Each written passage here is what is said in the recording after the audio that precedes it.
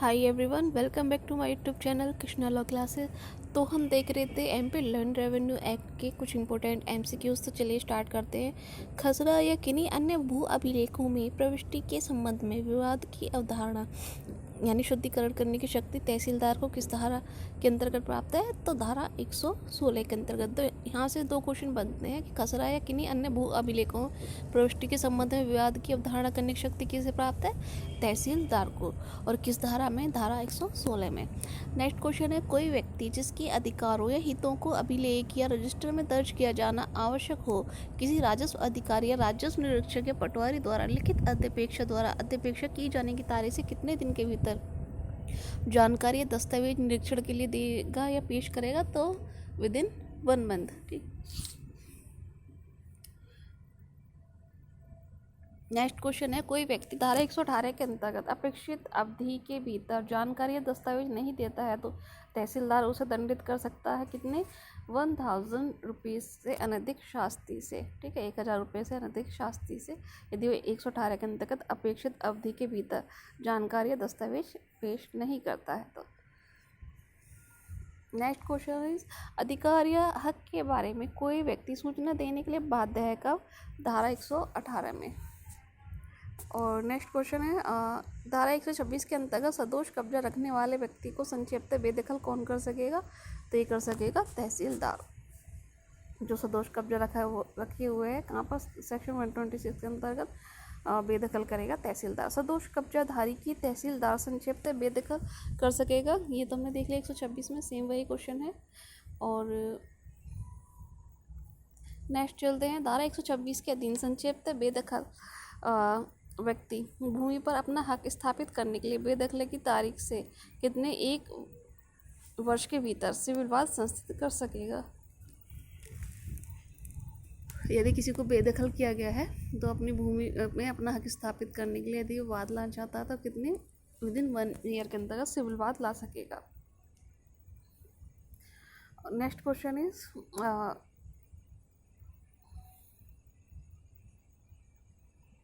ग्राम की सीमाओं या भूखंड संख्यांकों के बारे में विवाद का उदाहरण करता है कौन? तय करता है तहसीलदार। ठीक। और सीमा चिन्हों को मरम्मत का खर्च तथा तहसीलदार वसूल कर सकता है 1000 रुपये तक।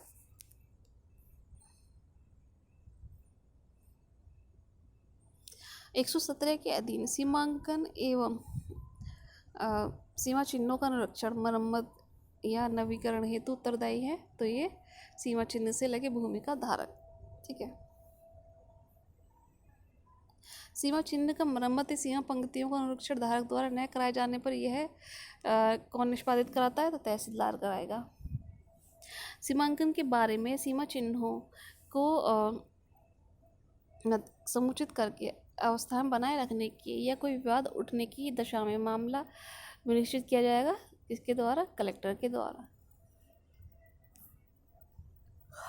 नेक्स्ट क्वेश्चन इज, जो व्यक्ति सीमा चिन्ह या सर्वेक्षण चिन्ह को जानबूझकर नष्ट करता है, हटाता है या प्रत्येक चिन्ह के लिए कितनी जुर्माना देने का आदेश दिया जा सकता है? तो दिया जा सकता है 1000 से अनधिक, नोट मोर देन 1000। सीमा चिन्ह को क्षति पहुंचाए जाने पर दोषी व्यक्ति को शास्ति देने हेतु तो आदेश दे सकेगा कौन?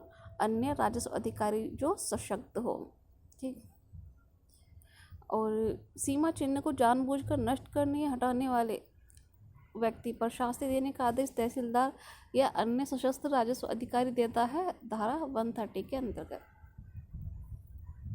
जो व्यक्ति सार्वजनिक सड़क का अतिक्रमण करेगा या उसके उपयोग में कोई बाधा पहुंचाएगा तो उस पर तहसीलदार शास्ति अधिरोपित कर सकेगा कितनी? 10,000। ठीक है, 10,000 रुपये पिनल होगा। और कौन करेगा?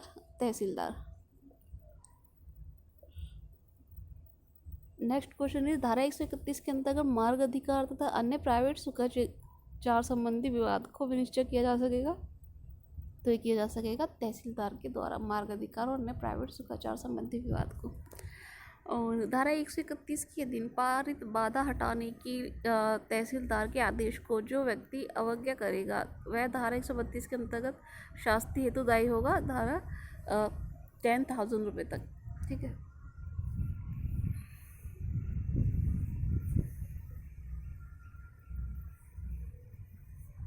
नेक्स्ट क्वेश्चन इज सड़क की अतिक्रमण हेतु शास्ति कितनी है? 10,000 रुपये तक।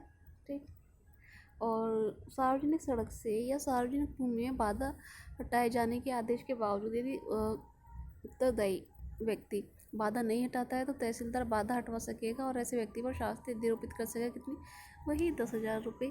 सार्वजनिक सड़क पर बाधा पहुंचाने या कोई अतिक्रमण की पुनरावृत्ति रोकने हेतु ऐसे व्यक्ति को सुबह ही बंद पत्र निष्पादित करने का आदेश तहसीलदार कर सकेगा। कितने? 500 रुपये से अनधिक। सड़क या रास्ते के लिए भूमि का अर्जन कर सकता है कौन? कलेक्टर। ठीक। सड़क के रास्ते के लिए भूमि का अर्जन एक्विजिशन कौन करेगा? अगर क्वेश्चन आ जाए तो कलेक्टर करेगा। कलेक्टर भूमि का अर्जन कर सकता है तो ये धारा 135 के अंतर्गत। ठीक है। और धारा 135 के अंतर्गत सड़क हेतु अर्जित भूमि प्रभावित व्यक्ति कलेक्टर को अपने हित के संबंध में कलेक्टर को आवेदन कर सकेगा नियत हित के दिनांक से 1 वर्ष के भीतर। ठीक। नेक्स्ट क्वेश्चन इज सॉरी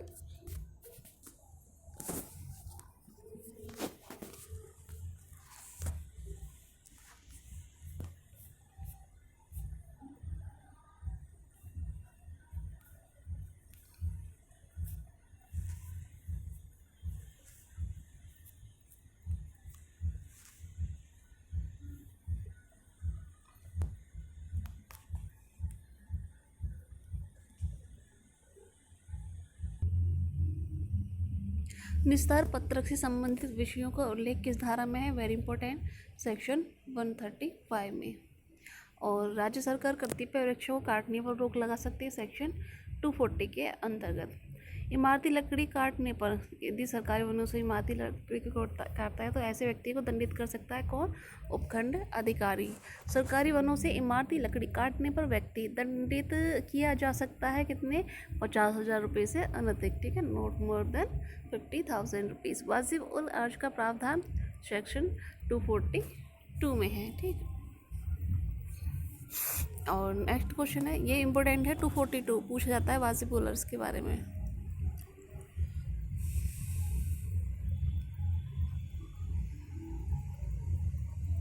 वाजिब उल अर्ज में कि किसी प्रविष्टि को उपांतरित या नवीन प्रविष्टि कर सकेगा कौन? उपखंड अधिकारी। ठीक है। और आबादी के लिए भूमि आरक्षित करता है कौन? कलेक्टर करता है। और अपराधिकृत रूप से दखल रहित भूमि का कब्जा रखने वाला जुर्माने के लिए दायी होगा अधिक्रमित भूमि के बाजार मूल्य के 20%। ठीक। जो किसी भूमि पर अपराधिकृत रूप से दखल रखता है, कब्जा रखता है। तो नेक्स्ट क्वेश्चन इज 248 के अंतर्गत दखल रहित भूमि या अपराधिकृत कब्जे के विरुद्ध सूचना तहसीलदार ग्राम पंचायत के संकल्प की सूचना प्राप्ति की तारीख से कितने? विदिन 30 डेज के भीतर कार्यवाही को प्रारंभ करेगा। 248 के अंतर्गत बेदखली के आदेश के 7 दिन के भीतर कब्जा नहीं छोड़ता है तो अधिकारी उसे सिविल कारागार में निरुद्ध करने का आदेश देगा। तो ये देगा 15 दिन की अवधि के लिए। ठीक। और जो यहाँ पर हमने देखा था, जो अपराधिकृत रूप से कब्जा रख रहा था उसको भूमि के बाजार मूल्य के 20% तक के जुर्माना था और सिविल कारागार 15 डेज। नेक्स्ट क्वेश्चन इज 250 और 250A की प्रयोजनों के लिए भूमि स्वामी के अंतर्गत आते हैं कौन? मौरूसी कृषक और सरकारी पट्टेदार दोनों। ठीक। नेक्स्ट क्वेश्चन इज जलोढ़ भूमि से आश्रय है तो बाढ़ के पानी के परिणाम स्वरूप नई भूमि की रचना को जलोढ़ भूमि कहते हैं। जलोढ़ भूमि किसकी होगी? तो राज्य शासन की होगी है। और समर्पण किया जा सकेगा कैसे? लिखित पंजीकृत दस्तावेज द्वारा। भू राजस्व संहिता के प्रभावशील होने के बाद यदि मौरूसी कृषक को भूमि से बेदखल कर दिया जाता है तो कितने समय के भीतर तहसीलदार को आवेदन करेगा? तो 2 वर्ष के अंतर्गत। ठीक है। Within 2 years। खातों की चकबंदी की परिभाषा दी गई है कहाँ पर, सेक्शन 205 में। ठीक, और खातों की चकबंदी की स्कीम की पुष्टि कौन करता है, तो ये करता है कलेक्टर। ठीक है, तो वेरी मोस्ट इंपॉर्टेंट है, खातों की चकबंदी की परिभाषा 205 में है और कौन करता है, कलेक्टर करता है। और चकबंदी के दौरान भूमि स्वामी अपने खाते का अंतरण नहीं कर सकता, ये प्रावधान किस धारा में, तो धारा 218 में है। ठीक, चकबंदी कार्यवाही के दौरान भूमि स्वामी अपनी भूमि को अंतरण कर सकता है, तो अंतरण कर ही नहीं सकता चकबंदी कार्रवाई के दौरान। और पटेलों की नियुक्ति कौन करता है, तो कलेक्टर करता है। अब पटेलों के कर्तव्य किस धारा में दिए गए हैं, तो धारा 224 में दिए गए हैं। ठीक है, 224 में पटेलों को कौन हटा सकता है, नियुक्त कलेक्टर करता है, तो हटाएगा भी कलेक्टर ही। ठीक, कोई पटेल उसे सौंपे गए किसी कर्तव्य का पालन करने में उपेक्षा करने पर उसे दंडित किया जाएगा, कितने, 1000 रुपीज़ से। पटेलों को कर्तव्य की उपेक्षा के लिए उन्हें दंडित करने का प्रावधान है कहाँ पर, तो सेक्शन 227 227 में है। निस्तार पत्रक कौन तैयार करेगा, तो ये उपखंड अधिकारी करता है। इम्पोर्टेंट, वेरी मोस्ट इम्पोर्टेंट, निस्तार पत्रक किस धारा के अंतर्गत किया गया, सेक्शन 234 के अंतर्गत कौन करेगा, उपखंड अधिकारी। ठीक, नेक्स्ट क्वेश्चन इज, मौर्षि कृषक का उसके खाते में का हित उसकी मृत्यु हो जाने पर स्वयं विधि के अनुसार जाएगा, विरासत द्वारा या उत्तरजीविता द्वारा या फिर दोनों के द्वारा।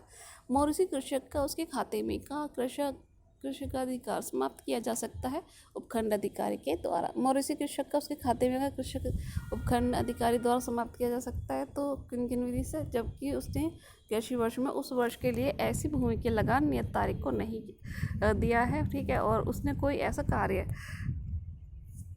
किया है जो उस भूमि के लिए विनाशक या स्थायी रूप से हानिकर है, और उसने ऐसी भूमि का उपयोग कृषि से भिन्न किसी प्रयोजन के लिए किया है। उसने उस भूमि में के अपने हित का अंतरण धारा 195 के उल्लंघन में कर दिया है। मौर्षि कृषक भूमि में के अपने अधिकार को अंतरित कर सकेगा, तो विक्रय द्वारा, दान द्वारा, बंधक द्वारा और उपट्टे द्वारा।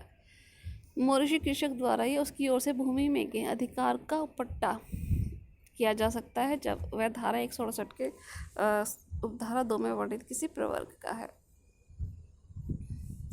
मौर्षि कृषक अपने अधिकार का सरेंडर यानी अभ्यर्पण कर सकेगा भूमि स्वामी के पक्ष में रजिस्ट्रीकृत दस्तावेज निष्पादित करके।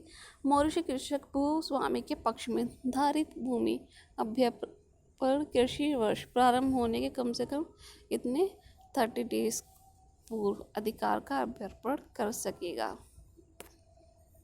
और आबादी स्थलों का निपटारा कौन करता है, तो एक ग्राम पंचायत या फिर ग्राम पंचायत गठित न होने पर तहसीलदार, तो ये दोनों सही हैं। यदि कोई मौर्षि कृषक धारित भूमि से अविधि द्वारा स्थापित प्रक्रिया से अन्यथा बेदखल या कब्जा कर दिया जाता है, तो भूमि स्थापन हेतु आवेदन कर सके तहसीलदार को। दोषपूर्ण ढंग से बेदखल किए गए मौर्षि कृषक भूमि में पुनः स्थापन हेतु तहसीलदार से आवेदन कर सकता है, कहाँ पर, सेक्शन 202 के अंतर्गत। तो इसमें सही युग्म सुमेलित नहीं है, तो कौन सा नहीं है,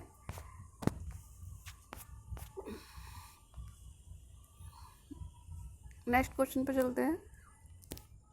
178 के तहत बंटवारा कौन प्राधिकारी करेगा, तो ये तहसीलदार करेगा। एक भूमि स्वामी अपनी कृषि भूमि को अपने जीवन काल के दौरान अपने विधिक वारिसों में विभाजित करने की मांग का आवेदन किसको कर सकता है, तो ये तहसीलदार को कर सकता है। किसी खाते में वृक्षों पर आधिपत्य होगा किसका, भूस्वामी का। क्या भूस्वामी खाते में के अब एक भाग को छोड़ सकता है, तो हाँ, छोड़ सकता है। शासकीय पट्टेधारी को किस धारा में परिभाषित किया गया है, धारा 181 में। शासकीय भूमि का पट्टा देने का अधिकारी कौन है, तो ये है कलेक्टर। और शासकीय पट्टेधारी को प्राप्त है, तो क्या है, भूमि को धारित करते समय अनुदान में लिखे अधिकार। ठीक, और शासकीय पट्टे का अधिकार है दान योग्य है, अंतरणीय, तो दोनों में से कोई भी नहीं है। और मौर्षि कृषक भूमि धारित करता है तो भूस्वामी से। ठीक, मौर्षि कृषक द्वारा देय होगा संहिता में स्पष्ट प्रावधान नहीं है, क्या, राजस्व लगान इन दोनों के लिए। ठीक, भूस्वामी मौर्षि कृषक द्वारा धारित भूमि अपने निजी खाते के लिए पुनर्ग्रहण हेतु 1 वर्ष के भीतर उपखंड अधिकारी को आवेदन कर सकेगा। भूमि स्वामी की निजी खेती के अधीन क्षेत्रफल सहित कितने एकड़ से अधिक नहीं होनी चाहिए? निजी खेती के लिए 25 एकड़ असिंचित भूमि से अधिक नहीं होगा। और भूस्वामी के कोई पुनर्ग्रहण आवेदन अनुज्ञात न किया जाएगा जब मौरिसी कृषक के पास भूमि कितने 25 एकड़ असिंचित भूमि है। ठीक है, तो इसके लिए मौरिसी कृषक के पास 25 एकड़ असिंचित और अन्य मामले 10 एकड़ भूमि होनी चाहिए। अन्य मौरिसी कृषक को भूमि स्वामी अधिकार प्राप्त हो जाता है कहाँ पर? सेक्शन 190 के अंतर्गत। ठीक,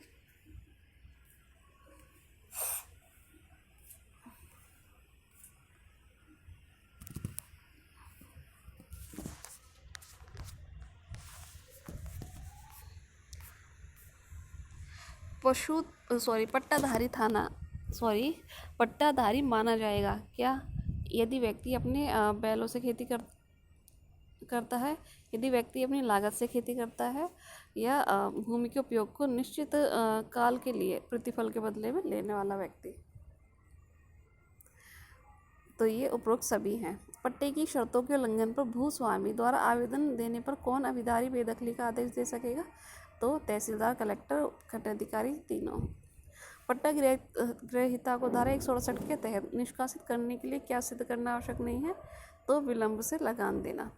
परित्याग के लिए आवश्यक है भूमि स्वामी 2 वर्ष तक खेती करना बंद कर दे, भू राजस्व भुगतान बंद कर दे, जिस गांव में रहता है वहां से चला जाए।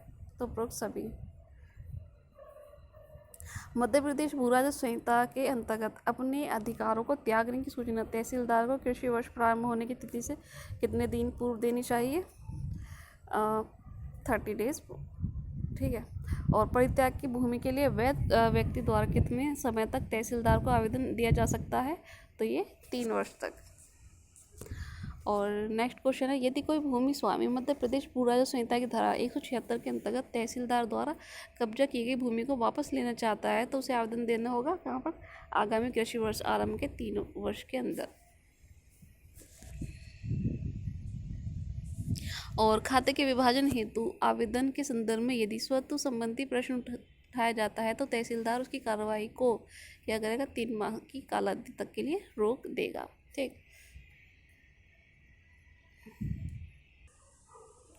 नेक्स्ट क्वेश्चन है, खाते के विभाजन हेतु आवेदन के संदर्भ में यदि स्वत्व संबंधी प्रश्न उठाया जाता है तो तहसीलदार उसकी कार्रवाइयों को क्या करेगा? 3 मास की कालावधि तक के लिए रोक देगा। और संहिता के बंटवारे के संबंध में किस धारा में प्रावधान है? धारा 178 के अंतर्गत खाते के विभाजन हेतु आवेदन के संदर्भ में यदि स्वतः संबंधी प्रश्न उठाया जाता है तो तहसीलदार उसकी कार्रवाई को वही 3 मास के लिए रोक देगा। और बंटवारा हो सकेगा कृषि उद्देश्य की भूमि का जिस पर धारा 59 के तहत राजस्व निर्धारित हो चुका है। ठीक है, नेक्स्ट चलते हैं। कोई भी भूस्वामी उसके खाते में समाविष्ट किसी भूमि को 3 वर्ष के किसी क्रमवर्ती काल अवधि के दौरान 1 वर्ष से अधिक समय के लिए पट्टे पर नहीं देगा। यह बात भूमि के ऐसे पट्टे पर लागू नहीं होगी जो यदि भूस्वामी द्वारा ऐसी लिखित रजिस्ट्रीकृत सरकारी कृषि सोसाइटी को दिया गया है या जिसका कि वह सदस्य है, भूस्वामी द्वारा कृषि विभिन्न प्रयोजनों के लिए धारित हो या भूस्वामी विधवा हो। तो ये उपरोक्त सभी में। और भूमि स्वामी जो धारा 168 की उपधारा 2 के अंतर्गत आता है अपने खाते के पट्टे पर दे सकता है मृत्यु या निःशक्तता समाप्त होने के 1 वर्ष तक। ठीक, यदि कोई भूस्वामी अपने खाते में समाविष्ट भूमि को धारा 168 के उल्लंघन में किसी काल अवधि के लिए पट्टे पर देता है तो पट्टेदार को ऐसी भूमि में अधिकार प्राप्त हो जाएगा। यदि भूस्वामी अपने खाते की भूमि पर किसी व्यक्ति को खेती करने हेतु अनुज्ञात करता है जो श्रमिक नहीं है और ऐसे व्यक्ति को 2 वर्ष से अधिक की काल अवधि के लिए ऐसी भूमि को कब्जे में रखने के लिए अनुज्ञात करता है तो कब्जे की तारीख से कितनी 2 वर्ष की काल अवधि के अवसान हो जाने पर ऐसे व्यक्ति को उस भूमि पर अधिकार उद्भूत हो जाएगा।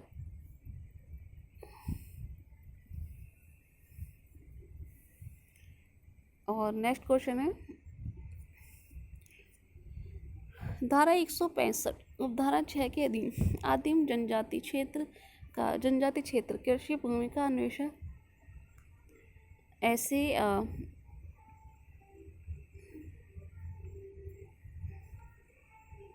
ऐसे व्यक्ति को कर देता है जो आदिम जनजाति का है, तो ऐसा अंतरण पास कर सकेगा उपखंड अधिकारी।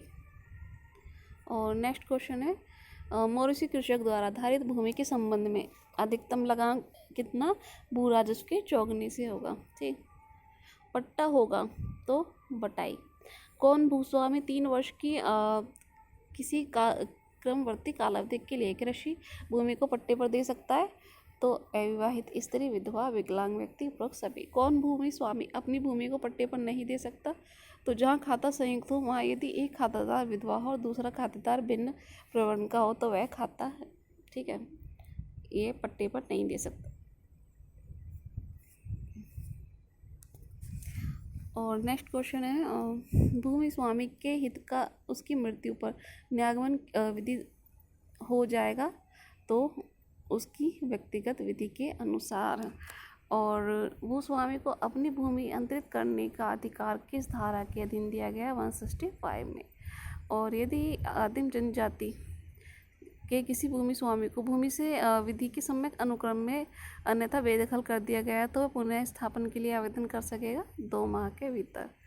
और भूमि स्वामी द्वारा किसी भूमि का बंधक विधि मान्य नहीं होगा जब तक कि 5 एकड़ सिंचित अथवा बाहरमुख जमीन न बच जाए और 10 एकड़ असिंचित। ठीक है।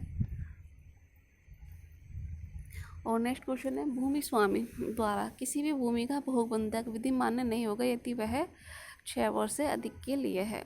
और भूमि स्वामी मध्य प्रदेश भू राजस्व संहिता की धारा 165 सब क्लोज 3 के अंतर्गत अनुसरण में अपनी भूमि का बंधक करता है तो ब्याज की रकम मूल रकम के कितने आधी से अधिक नहीं होगी।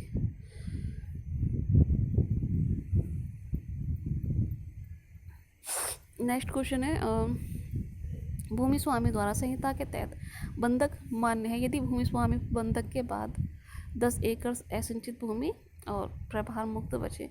संहिता के तहत भूस्वामी द्वारा भूमि को रखने के संबंध में सत्य है क्या? तो भोग बंधक 6 वर्ष से अधिक के लिए नहीं हो सकेगा। यदि उससे अधिक के लिए है तो वह कितने 6 वर्ष बाद उन्मोचित समझा जाएगा। और जहाँ भोग बंधक के अतिरिक्त कोई बंधक है तो विलेख में होते हुए भी बंधक के अधीन प्राय प्राप्त ब्याज की रकम यानी मूल रकम के आधे से अधिक नहीं होगा। भूमि स्वामी भूमि का विनिमय के संबंध में सत्य है क्या? भूस्वामियों के पारस्परिक करार द्वारा संपूर्ण खाते या उसके भाग का होगा। खातों की चकबंदी के लिए हो सकता है 100 रुपये से अधिक मूल्य के विनिमय के पंजीयन के आवश्यक है। भूस्वामी द्वारा कृषि को 3 वर्ष की किसी का क्रमवर्ती कालावधि के दौरान पट्टा कितनी लगातार अवधि के लिए दिया जा सकता है? तो लगातार 1 वर्ष के लिए। भूस्वामी द्वारा किसी भूमि को पट्टे पर देने के संबंध में प्रावधान किस धारा में है? तो धारा 168 में है। ठीक। नेक्स्ट क्वेश्चन है भूस्वामी द्वारा किसी भूमि का कोई भी बंधक विधि मान्य नहीं होगा जब तक कि भूस्वामी के पास बंधक की वही 5 एकड़ सिंचित और 10 एकड़ असिंचित भूमि न बच जाए और एक निश्चित अवधि के लिए भूमि का बंधक किया गया है। ठीक। और बंधकदार अवधि समाप्त होने के बाद बंधकदार बंधककर्ता को कब्जा नहीं सौंपता है वहाँ तहसीलदार द्वारा बंधककर्ता को भूमि का बंधक दिलाया जाएगा। निम्न कथनों में सत्य कथन कौन सा है? तो कोई भूस्वामी भूमि का बंधक नहीं कर सकता जब तक कि वही 5 और 10 एकड़ वाली रेस्ट्रिक्शन भूमि स्वामी 6 वर्ष की अवधि के लिए भूमि का बंधक कर सकता है और उक्त बात भूमि के किसी बंधक के मामले में लागू नहीं होगी जो भूस्वामी द्वारा कृषि से भिन्न प्रयोजन के लिए धारित हो। तो उपरोक्त सभी सही हैं। भूस्वामी अपनी भूमि का जो कृषि भिन्न प्रयोजनों के लिए धारित है भोग बंधक कर सकता है कितनी 6 वर्ष से अधिक के लिए नहीं, अवधि निर्धारित नहीं है इसके लिए। ठीक। और निम्न कथनों में सही उत्तर दीजिए। तो इनमें उपरोक्त सभी सही हैं। पहला ये कि भूस्वामी को यह अधिकार नहीं है कि वह कोई भी भूमि किसी ऐसे व्यक्ति के पक्ष में करे जो अंतर के परिणाम स्वरूप स्वयं उसके द्वारा या उसके कुटुंब के द्वारा धारित भूमि अधिकतम सीमाओं से अधिक हो जाए। ठीक। और कृषि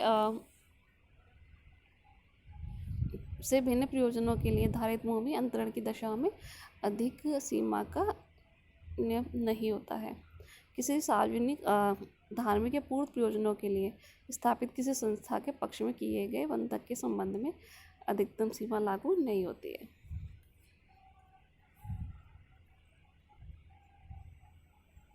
नेक्स्ट क्वेश्चन, निम्न कथनों में सत्य कथन कौन सा? राज्य सरकार द्वारा अधिसूचना द्वारा विनिर्दिष्ट क्षेत्र जहां आदिम जनजातियां विशेष रूप से निवास करती हैं अपनी भूमि का अंतरण उस अधिसूचित क्षेत्र के आदिम जनजाति को ही कर सकती है।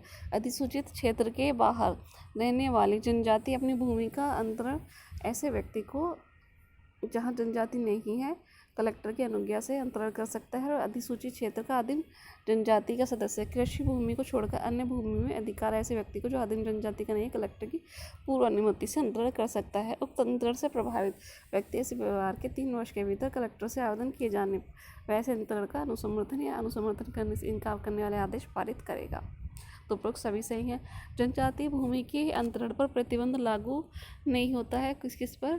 तो ये पट्टे में, ठीक। और इसमें कौन सा सही नहीं है? सही सुमेलित नहीं है तो खाते का परित्याग, ये सही, इसका एकदम साफ नहीं आ रहा है।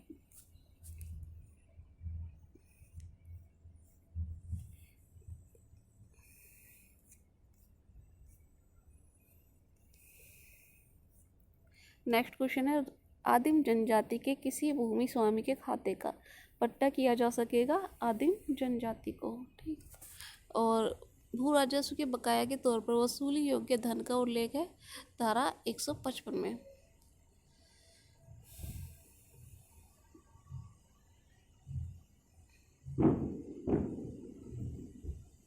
भू राजस्व के तौर पर वसूली योग्य धन क्या है? जल की दरें, शक्तियाँ, जुर्माना तथा खर्चे या लगान, तो ये सभी हैं। और भू राजस्व के बकाया के तौर पर वसूली योग्य धन है तो प्रभार, उपकर, ऐसा समस्त धन जो किसी अनुदान, संविदा, पट्टे के अधीन राज्य सरकार को शोधे होते हैं सभी। और बकाये के रूप में वसूली योग्य धन है तो ये जल कर, शासन की संविदा के तहत प्राप्त धन, किसी विधि के तहत, भू राजस्व के तहत वसूली योग्य धन। बंदोबस्त चालू रहने के दौरान कौन पदाधिकारी भू राजस्व में कमी कर सकता है? तो ये कलेक्टर ही कर सकता है। कलेक्टर दखल रहित भूमि को निम्न प्रयोजनों हेतु पृथक रख सकेगा: गोदान के लिए, पशुओं की खाल निकालने के लिए, कब्रिस्तान, शमशान भूमि के लिए या चारे के लिए, आरक्षित भूमि के लिए। आबादी के लिए कलेक्टर क्या कर सकेगा? तो कलेक्टर जहां आबादी हेतु आरक्षित कलेक्टर की में अपर्याप्त हो वहां वह ग्राम की दखल रहित भूमि आरक्षित कर सकेगा। और आबादी के प्रयोजनों हेतु दखल रहित भूमि उपलब्ध नहीं हो तो वहां राज्य सरकार कोई भी क्षेत्र अर्जित कर सकेगी। ग्रामों, सर्वेक्षण संख्यांकों तथा भूखंड संख्या की सीमाओं के बारे में समस्त विवाद जहां ऐसी सीमाएं मध्य प्रदेश के भू राजस्व संहिता की धारा 124 के अधीन नियत कर दी गई हैं और निश्चित किए जाएंगे तहसीलदार द्वारा।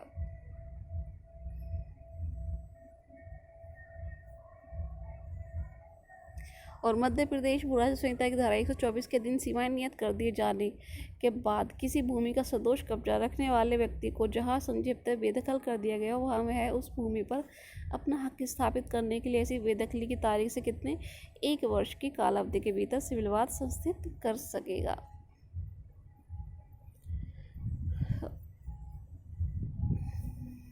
किसी भूमिहीन व्यक्ति को ग्रामीण आवास योजना के अधीन गृह स्थान का आवंटन इस शर्त के अधीन किया गया कि आवंटित आवंटन की तारीख से कितनी 5 वर्ष की कालावधि के भीतर ऐसी भूमि पर गृह का निर्माण नहीं करेगा। धारा 157 के अंतर्गत राज्य से धारित भूमियों की भूधारियों के कितने वर्ग हैं? तो ये 1 है, ठीक।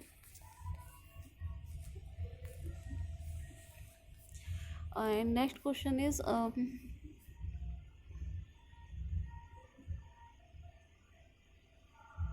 तो शास्त्री कौन अधिरोपित कर सकता है? राजस्व के व्यतिक्रम में उपखंड अधिकारी कर सकता है।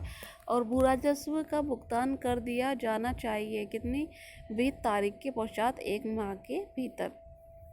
बकाया की वसूली के लिए मांग की सूचना तामील कौन कर सकता है? तो तहसीलदार कर सकता है।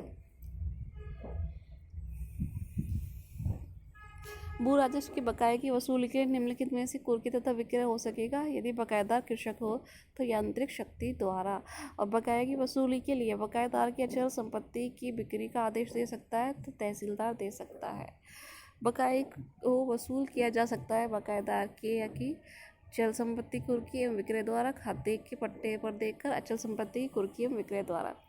और यदि कोई भूस्वामी अनुसूचित जनजाति का है और उसे भूमि से बेदखल किया जाता है तो वह कितने दिन के भीतर तहसीलदार से पुनर्स्थापन हेतु आवेदन कर सकेगा? Within 2 years. ठीक। और नेक्स्ट क्वेश्चन है, बकाया की वसूली के संबंध में कौन सा कथन असत्य है? तो बकाया की वसूली के लिए उसके ट्रैक्टर का कुर्क कर विक्रय नहीं किया जा सकता, ये असत्य है, यानी किया जा सकता है। वसूली के समय बकाया के संबंध में पैदा हुए विवाद का निर्धारण कर सकेगा कौन? उपखंड अधिकारी। ठीक है, वसूली के समय बकाया के संबंध में जो विवाद पैदा होता है तो वह उपखंड अधिकारी करेगा। बकाया की वसूली हेतु आदेशिका जारी की जाती है 147 में।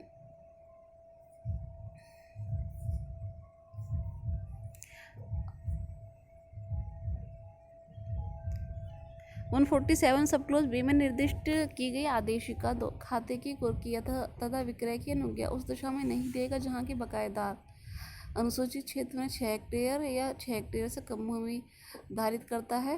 ठीक। और जहाँ अन्य क्षेत्र है वहाँ पर 4 हेक्टेयर उससे कम भूमि धारित करता है। भू राजस्व के बकायेदार के उस खाते को जिस पर बकाया शोध्य है या बकायेदार के किसी ऐसे अन्य खाते को जो कृषि प्रयोजनों के लिए उपयोग में लाया जाता है, सहकारी सोसाइटी के शोधों की वसूली के लिए कुर्की के पश्चात तहसीलदार पट्टे पर उठा सकता है कितने? 10 वर्ष से अनधिक। तो ये था आज का हमारा इम्पोर्टेंट टॉपिक। आई होप आपको वीडियो पसंद आया होगा। अगर वीडियो पसंद आए तो प्लीज़ चैनल को लाइक, सब्सक्राइब एंड शेयर कीजिएगा। Thanks for watching.